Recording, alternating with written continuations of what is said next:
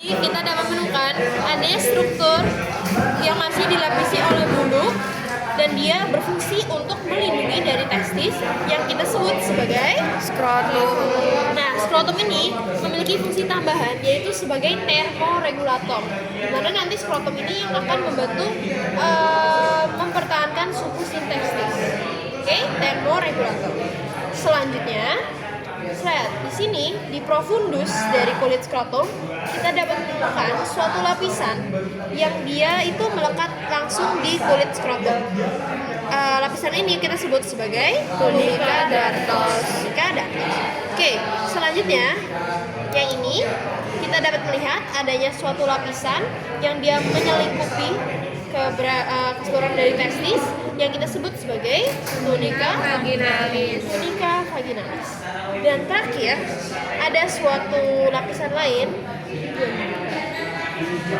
Nah ini, yang dia itu melekat langsung pada testisnya. Yang ul ini kita sebut sebagai tunica albuginea. Nah terus kalau kalian isinya kuning-kuning ini apa isinya? Tubulus seminiferus. Betul, isinya adalah tubulus seminiferus. Spermatogenesis. Oke, nggak akan aku bahas karena aku juga sudah lupa. Selanjutnya kita akan mempelajari bahwa kan nanti testis fungsinya untuk memproduksi sperma. Nah, ketika ia memproduksi sperma, dia akan butuh tempat penyaluran dari sperma tadi, mulai dari proses pematangan, lalu pengentalan. Nah, struktur organ yang berperan dalam mengantarkan testis ini kita sebut sebagai epididymis. Nah, epididymis sendiri memiliki 3 bagian. Yang dia terletak paling dorsal, yang ini kita sebut sebagai kaput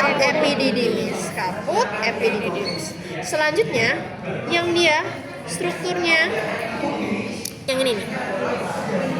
Di sini yang dia di bagian tengah dan panjang kita sebut sebagai corpus epididymis. Dan terakhir yang dia di paling ventral dan kayak menonjol kita sebut sebagai cauda epididymis. Nah, jadi sperma itu nanti akan berjalan menuju kaput epididymis, lalu menuju korpus epididymis, baru dia ke cauda epididymis. Jadi untuk kaput dan juga korpus epididymis fungsinya itu sebagai tempat pematangan sperma. Nah, si cauda epididymis ini juga sebagai tempat penyimpanan sementara dan untuk pengentalan. Jadi di sini di cauda akan terjadi pengentalan dari si sperma tadi. Nah, selanjutnya setelah spermanya sudah matang, maksudnya hewan jantan butuh suatu saluran agar bisa mengantarkannya keluar tubuh kan. Nah, nama saluran tersebut ini dinamakan sebagai ductus deferens. Nah, jadi ductus deferens ini dapat ditemukan beriringan dengan si corpus epididymis tadi. Jadi jangan ketukar, kalau yang corpus dia kan lebih lebar ya, dia lebih lebar, terus yang ductus dia lebih kecil.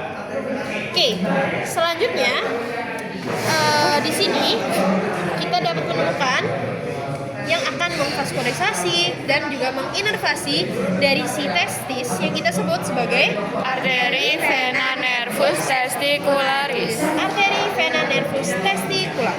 Nah, selanjutnya di sini kita dapat melihat ada bentukan seperti anyaman.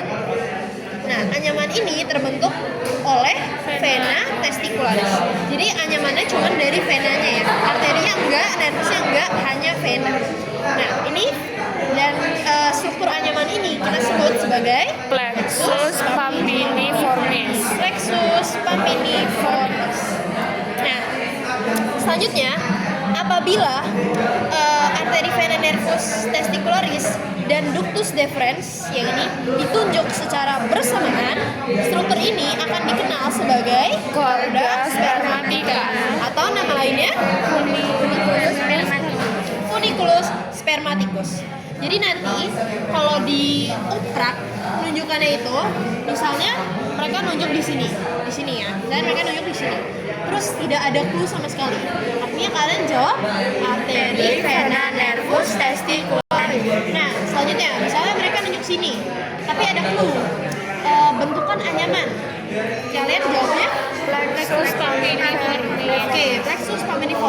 Selanjutnya, mereka nusuknya misalnya bareng sama si ductus deferens begini. Ductus deferensnya juga ditusuk. Maka kalian menjawab ini bentukan korda spermatica. Terus korda spermatica titik-titik terdiri atas pulcres dan ya betul. Jadi jangan bingung ya untuk penunjukannya. Kalau cuma di sini tanpa adanya clue, kalian jawabnya arteri vena nervus testicularis. Kalau ada clue, kalian jawabnya plexus spinalis. Nah, kalau dia nusuk terus ada ductus deferensnya juga, kalian jawabnya korda spermatica. Dapat dipahamin? Kak Gwen, Yes. kalau korda spermatica dijawabnya terdiri dari apa?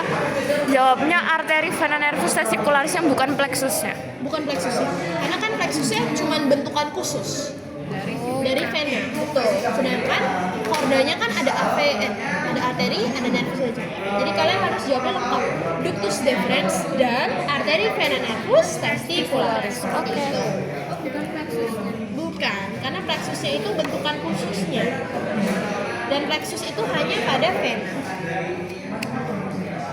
Oke, selanjutnya kita akan membahas mengenai penis. Oke, jadi di sini kalau masih utuh begini, kita dapat melihat adanya bentukan yang akan melindungi dari si penis tadi yang kita sebut sebagai Preputium. preputium. Nah, selanjutnya ini masih preputium. Di sini pada hewan kambing, sebenarnya pada hewan ruminasi kecil, jadi kambing domba. Tapi kalau misalnya pada hewan sapi dia nggak ada, kita dapat menemukan bentukan yang seperti toge. Nama bentukan ini kita sebut sebagai Processus urethralis. Dari namanya Processus urethralis. Artinya bentukan ini sebenarnya adalah kemanjangan dari uretra. Oh ya, sebelumnya aku mau tanya, apa bedanya ureter dan uretra?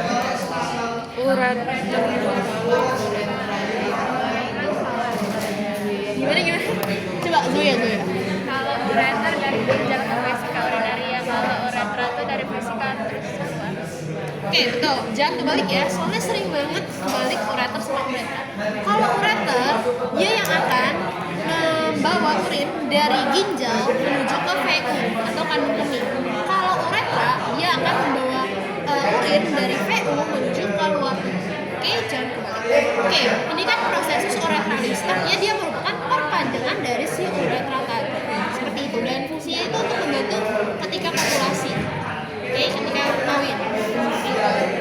Nah, selanjutnya kita dapat mengenal beberapa bentukan yang dapat ditemukan pada penis. Di sini kita dapat menemukan seperti kepala dari penis yang kita sebut sebagai Glans penis. glans penis. Nah, selanjutnya di sini kalian dapat melihat ada bentukan seperti S, kelihatan seperti S. Bentukan ini kita sebut sebagai Flexura sigmoidea penis. Flexura sigmoidea penis.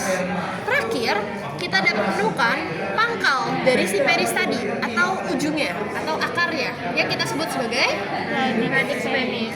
Radix kan artinya akar. Jadi akar dari si penis tadi. Seperti itu. Jadi ada glans penis, ada flexura sigmoidea dan ada radix penis. Oke, selanjutnya di sini di si flexura sigmoidea, kalian lihat gak ada suatu struktur otot ini?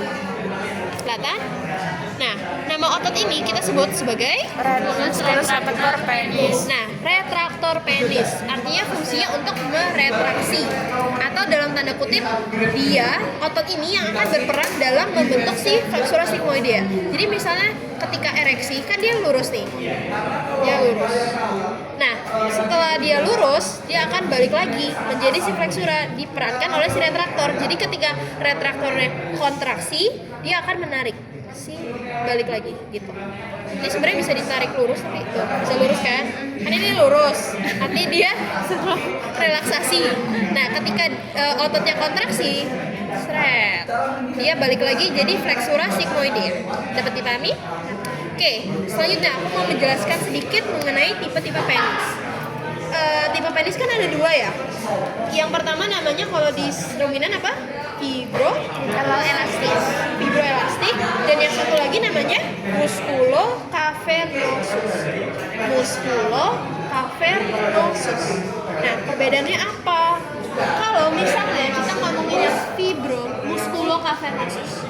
Musculo C A V E R N O S U S. Cavernosus. No. Cavernosus. Ini nanti kalian belajar di